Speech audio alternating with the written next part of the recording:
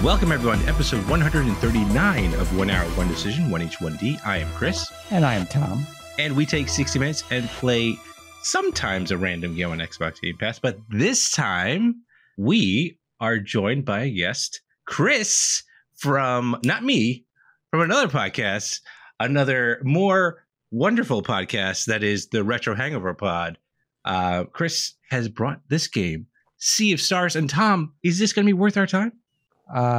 There's a whole sea full of stars out there. Something's got to resonate, right?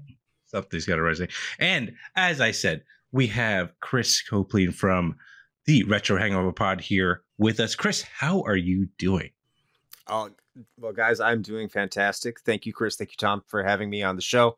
I listen to your show quite regularly, so I'm happy to be here. And then thank you for saying my show is more fantastic. I just think our shows are equally fantastic, but we do different things. So I'm very happy that you could have me. You could afford to have me on for this, and I look forward to talking about some Sea of Stars. Yeah, well, there was a Brinks truck that was sent to your home to do this. No, I'm just kidding. I don't know. I don't have that kind of money, but yeah. Again, thank you so much for being on this episode and talk. We're going to talk about Sea of Stars that you brought here, and Sea of Stars was developed by Sabotage Studios, and this game came out in August of 2023.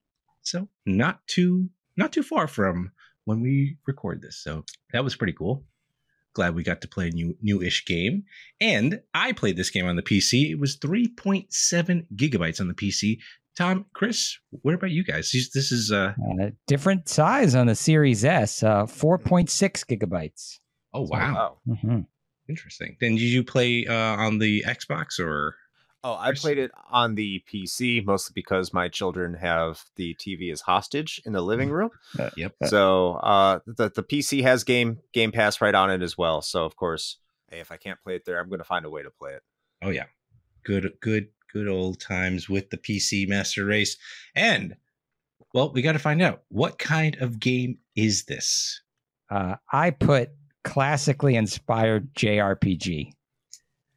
Yeah. I put turn-based in parentheses J RPG because it wasn't really. Yeah, no, it's not from Japan, but it's very much inspired by that style. Yeah, you more eloquently said it. So, yeah, I think you both said it already perfectly enough. But I don't know if you say CRPG because it's from Canada. I think it gets into different territories. But let's put the parentheses JRPG, yeah, because the CRPG will make it all that much more complicated. That's true. But that's all right.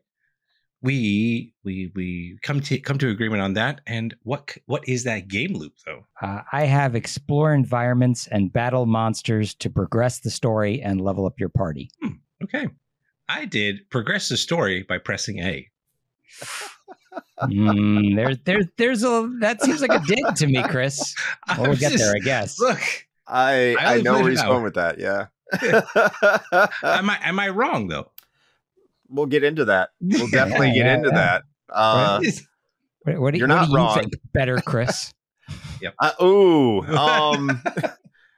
think the gameplay loop is explore the environments, find various treasures, and learn new mechanics that feel familiar and new at the same time. Mm-hmm. Okay. Sounds a little bit more like mine than like Chris's. Perhaps. I'm just trying to filter it down to the bare basics here. All right. Okay. So I also cheated and I played about 45 minutes beyond that hour. No.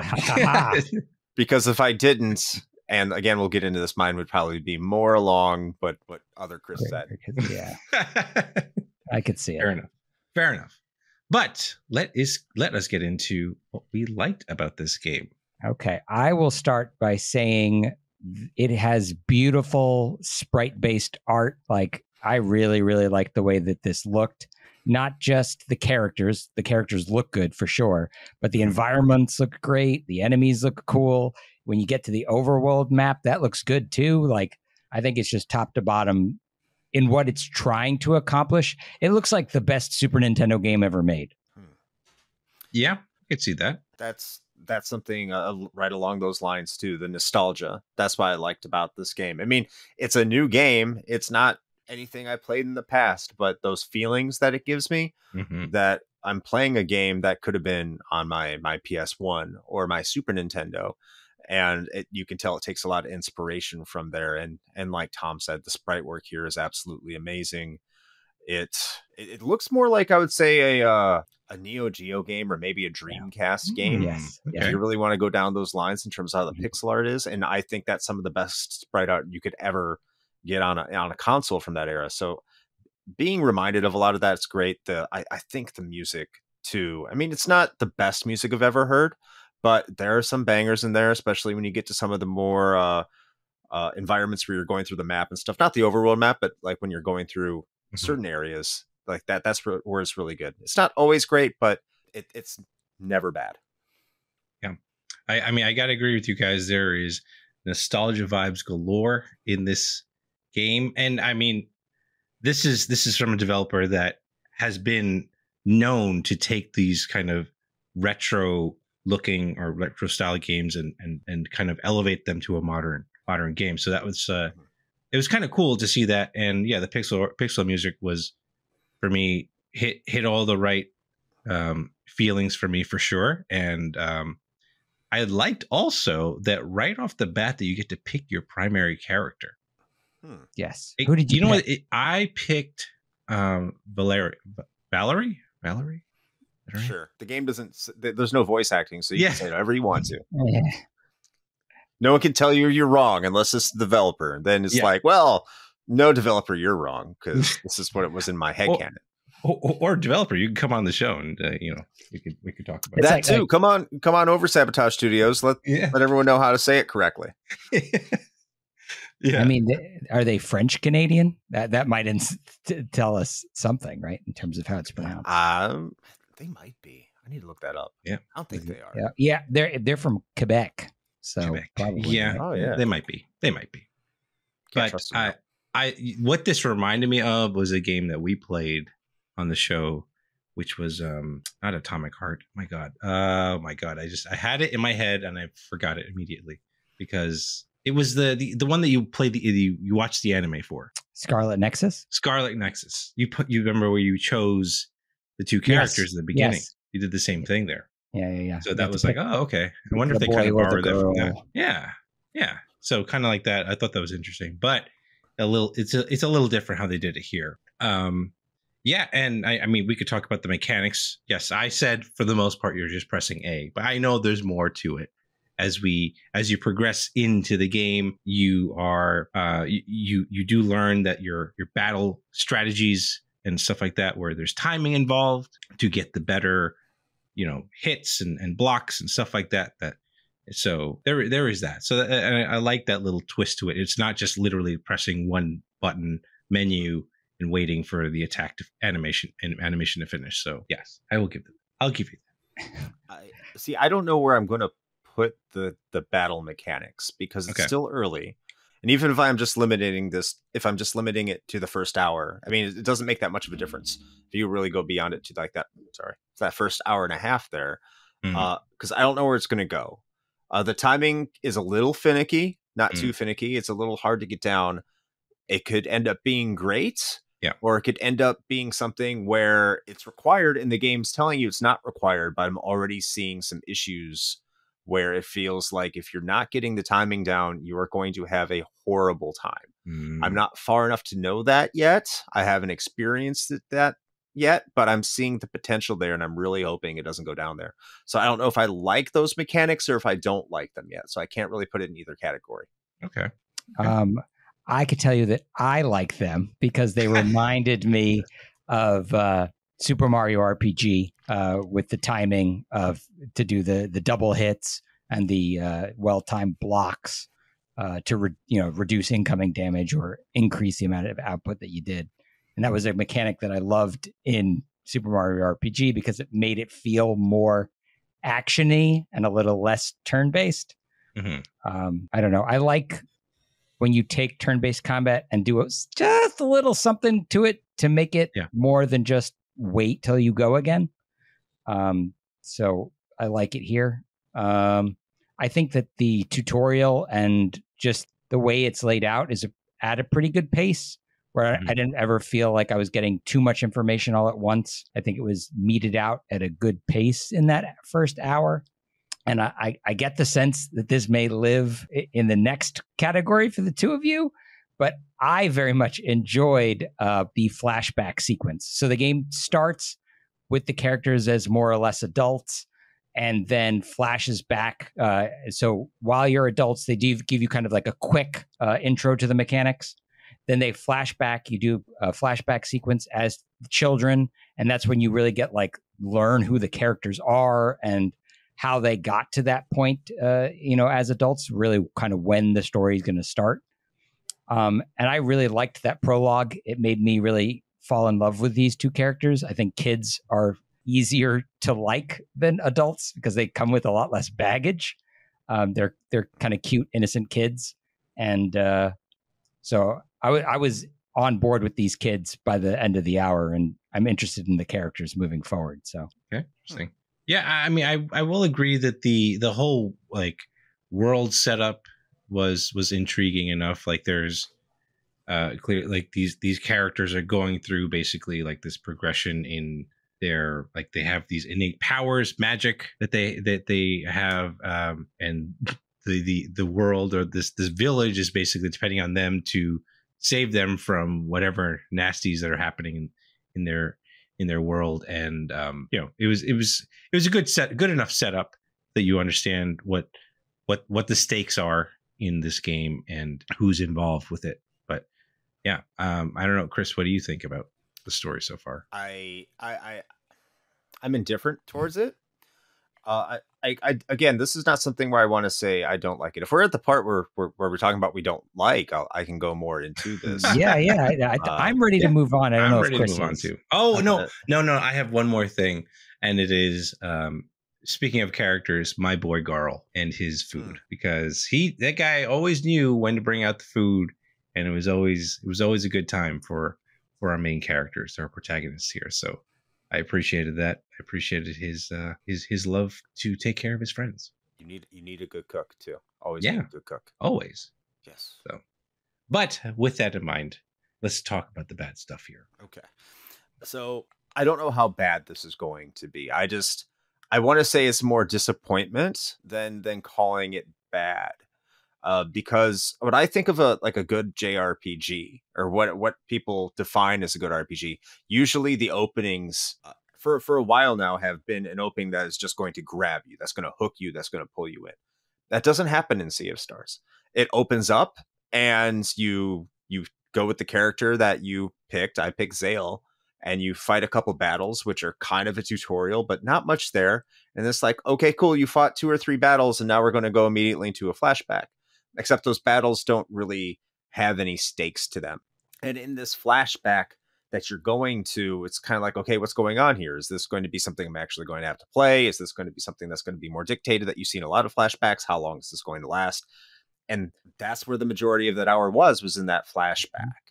And I have no problems with flashbacks, but normally in JRPGs, when they do go flashbacks and the player does take control of them, it's more later on in the story. They've given you enough reason to be engaged with the current events and establishing where things currently are before sending you in the past and explaining what's going on, or how you got to where you were, or something that was missing, or stuff like that. And that's why this is something that I was feeling here. Is like, if I didn't like JRPGs and I didn't know there would be more to this, if I was just coming into this blind, I'd be like, what's going on? Like, why do I care here? Now I know enough about JRPGs that yes, there's going to be plenty more later on, but it's going to be really hard to someone who has not even heard of Sea of Stars before or knows what his objective is to really get into this the way they're selling it. And I've had some people even talk to me and in some of the Discord servers be like, it's starting out really slow. I'm like, that's hard not to argue against, because it does start out slow. There's a lot of story. The writing isn't incredible. The stakes themselves are kind of poorly explained, because they're talking about how Your entire purpose is to fight a cornily enough named enemy called the Flesh Mancer, who they're saying is gone and there's no real threat anymore, but you still need to be prepared for threats. So you know there's going to be a threat later on, but it's kind of like, it's low stakes. They're building it up. It's kind of cheesy. The writing isn't exactly the best. It's really innocent while trying to do some dark stuff, which is kind of off-putting as well. But I am interested to see where it goes. But in this first hour, guys, I don't know. It came off as something that, yes, as myself, I'm able to appreciate because I know there's going to be more down the line. But if I didn't, it'd be really hard for me to digest. I will concede, and I had a hard time with the dislikes. I'll be honest. But my last note in my dislikes is, if the flashback doesn't grab you, this walking and talking is tedious. Yeah. Because that's basically all you're doing as the kids is walking around and talking to people and just pressing A to advance the plot. So you're right, Chris. I mean, that's definitely part of the problem. But I was invested in the characters already, or getting invested in them through that process. And I play Pokemon and stuff, and I'll go and walk and talk to everybody, even if you don't have to. So that can be fun for me. It's not necessarily a detriment. But I agree with the Chris 100% that you could, if you didn't know what you were getting into, this could be very off-putting. Yeah, and it's interesting because I felt like I don't know, I could be wrong, and I felt like I knew where the story was going with the way that they kind of set things up, and I felt like if I can figure this out in the first hour, I don't know how invested I will be with the rest of the game. But to your point, like, they do allow you in the flashback sequence. That's where you learn the fighting mechanics, right? The battle mechanics. Like it gets more fleshed out there. So I guess there is like a good gap between when you're adult Valerie or Zale and then doing that battle sequence again. And it was just kind of frustrating because, like, legit, like, every time I saw the save book that you see, because there's no, like, at least from my understanding, there's no manual save other than going and finding these books. It was just like, oh, okay. Every time I save, like, okay, that means something's coming up, like something that I'm going to have to interact with other than a dialogue sequence. But it wasn't. It was like 3 or 4 times where I was like, oh, I'm saving. Okay, this means there's something happening. And it never came. I mean, it eventually does, but it was still kind of like just that stick just kept getting longer and the carrot just kept getting farther and farther away from me. So, but by the end of the hour, yes, I got to the point where it was like things started to get more interesting. But like, I don't know. It was just a lot of the reading dialogue. And again, Tom, we've talked about this before. They did like the typewriter noise for everything. So it was hearing that a lot. I would like to, like, I wish there was a way to just completely turn that off. Maybe there was. I didn't look at the menu, but there was an option for like pixel perfect mode or something like that. I don't know how that changed the look of the game, but I don't even know how that makes sense either. Was it like just a fake option? I don't know. I played in pixel perfect mode. It looks fine. And didn't really do anything, but I don't know, because I didn't try it in the other version, right? Yeah. But when I think pixel perfect, I think when I'm playing on my Nintendo Classic or Super Nintendo Classic and it says pixel perfect, but that's because it's trying to adjust the ratio so it looks like how it originally looked on TV as opposed to how it looks on your LCD. This was designed for these systems. So I don't know if there's a difference between pixel, like, what is pixel perfect? Like, this is the original release. Every pixel here should be perfect. And so okay. They were trolling us. Basically, that's what it was. Maybe. It could be. Speaking of trolls, okay, so there's an anime cutscene in the first hour that lasts like all of 15 seconds. Yes. And I'm like, why is this even here? It feels so out of place because everything else is done through the pixel art. Right. But for some strange reason, they wanted to do an anime scene sequence. And it's like, it's super short and it looks totally weird. They just shouldn't have done it. It just does. It feels like it doesn't belong there at all. The only thought I could say is that they maybe wanted to make the entrance of these two characters be that much more like bombastic and different because they're like so important in the character in the story. I don't know. Yeah.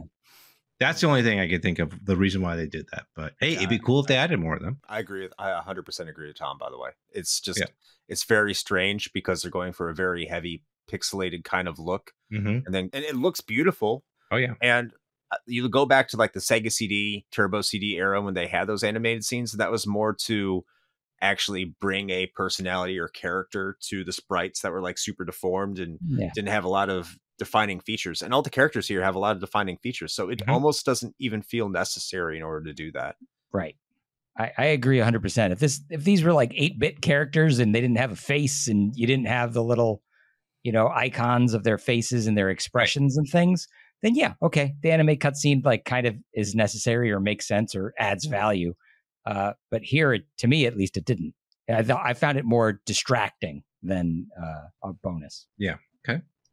Right. You mentioned my dislike for the text bubbles. I mentioned in my dislikes, and again, I was grasping at straws here. I had a hard time finding things I disliked, but I sucked at that attack defense timing at first.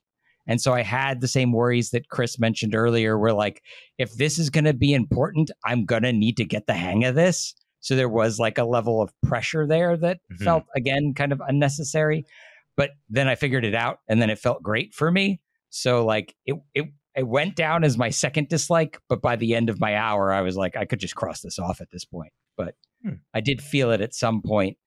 And I wanted to also mention that I think that this hometown of these two kids is almost certainly a cult. Like they're raising children warriors to cleanse the world of monsters, and then they like all chant together at the same time. I'm like, I don't like this at all. I actually like that. All right, dark. Because the Solstice Warriors, what's his name, Busgrave, and what's the woman character's name? Oh my goodness. I've forgotten already, but it's gone. They are both like, yeah, these people are weird. Let's just roll with it. This is all they get from us anyway. So yeah, whatever. So I'm down with it. I'm down with it because they point out your observation that they're all very cultish, and it's okay. You're their heroes. Someone's got to be the hero. So let it be us. Yeah, that's fair. Better than the other guy, right? Yeah. What other guy? I don't know, but anyway.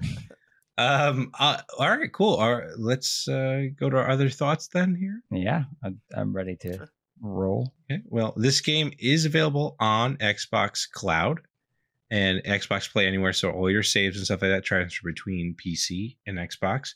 And it is available on mobile. Unfortunately, this is probably one of my dislikes, actually.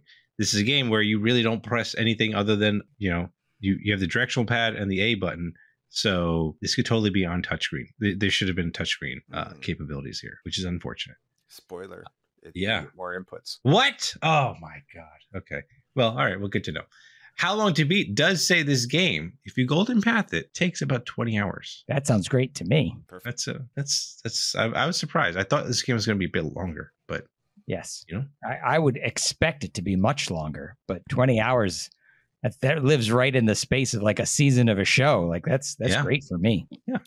It's RPG sweet spot, if you're asking me. It seems like, okay. So Tom, do you have any other thoughts here? Yes, I do. So the developer is based in Quebec. They used Kickstarter to crowdfund this game in 2020. The music, which is special to me, is a combination of the tracks from a developer named Eric Brown, who did the music for their first game, which was The Messenger. And also 10 additional tracks were contributed by my personal favorite video game composer, who is Yasunori Mitsuda, who did the music from Chrono Trigger, Chrono Cross, Xenogears, did a lot of stuff. So if you like him, you're going to feel that here. And Chris, you, at least when we were talking about this game, you put down a hunk of Canadian money to get this. Is that correct? I was at one of the higher tiers. Yes.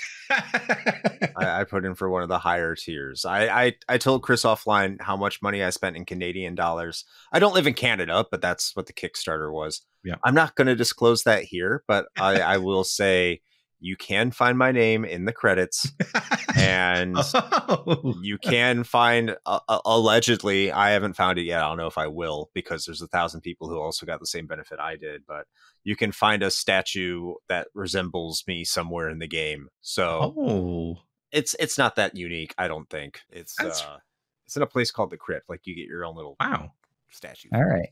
Will it be under your full name, or is it going to be under some pseudonym? I don't remember. It's been a while. It's been a minute. I think like in the credits is my full name. Yeah. Okay, cool. Nice. So our listeners can look for it if they play the game to completion. Yeah. And I'm sure that I'll see a bunch of pictures coming my way. Like, look, I found your name. Thank you. Yeah. Awesome. All right. Cool. So, guys, yes, we've come to the conclusion of this episode, and we need to come to the conclusion of, is this game worth our time? Is this a game that we want to keep or throw into that sea of stars? Yes, Chris, but before we do that. Oh, yes, you're right. We do need to thank our sponsor, cdkeys.com. Thank you so much, CD Keys, for helping us promote the show. And you could help promote the show by checking out cdkeys.com. Click the link below in our YouTube or podcast description, and check out all the cool stuff that they have. 90% off of some cool games. Maybe this game eventually. I don't know, but that'd be cool. But maybe not right now, though. Yeah, probably not for Chris right now. He'd be a little pissed. But anyway, cdkeys.com. Check it out. And now let's get into our decisions, guys. Are we keeping this? I think if you've been paying attention these last 20 some odd minutes, you know what I'm going to say. I think for me, the first hour left me at a perfect stopping point, but I still really, really wanted to keep on playing. For me, this is an absolute keeper. I'm excited to play more of this game. I am probably going to continue playing this game as soon as I'm done recording tonight. If that's any indication of what I think. I mean, I better be invested in this. So because you're already invested in it. I am literally invested in this.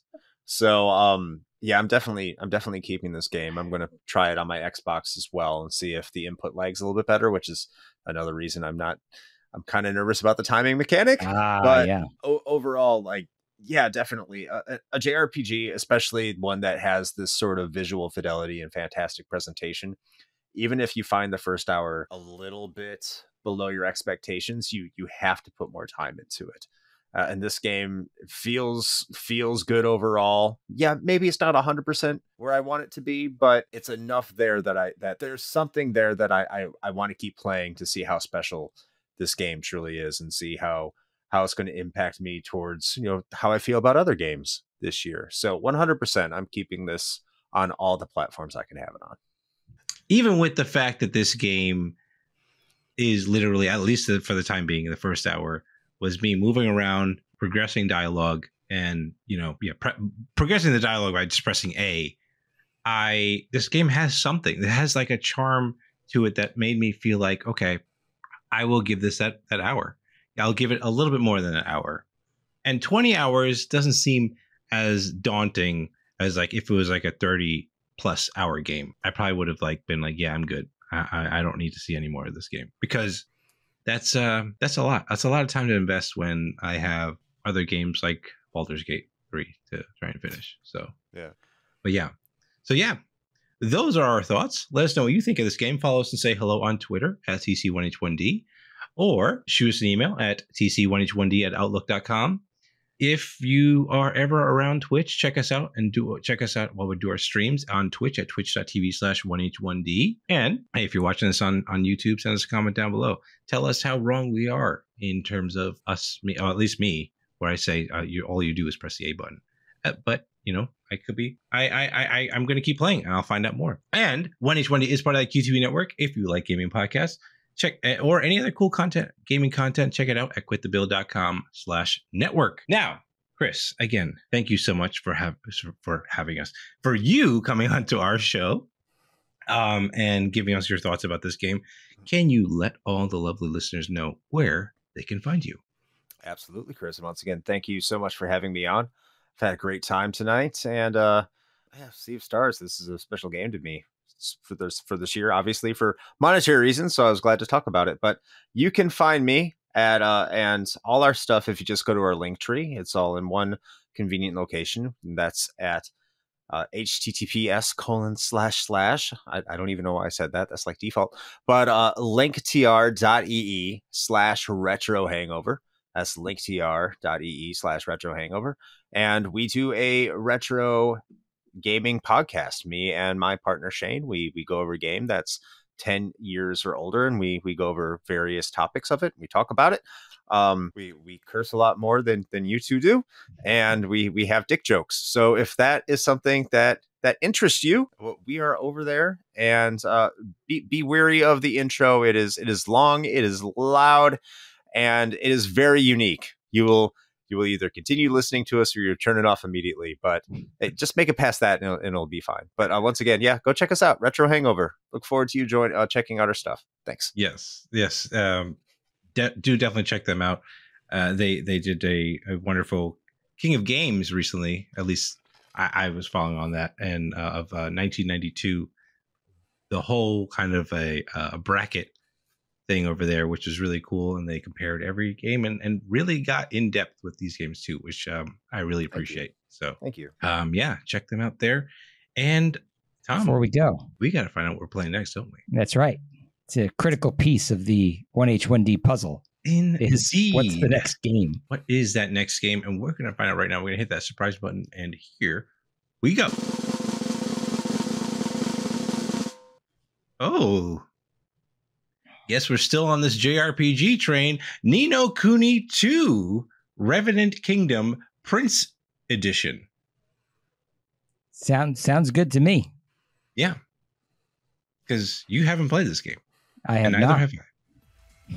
And we're going to play it next episode. So thank you so much, everyone, for tuning in. And we will catch you on the next one. Thanks, everybody.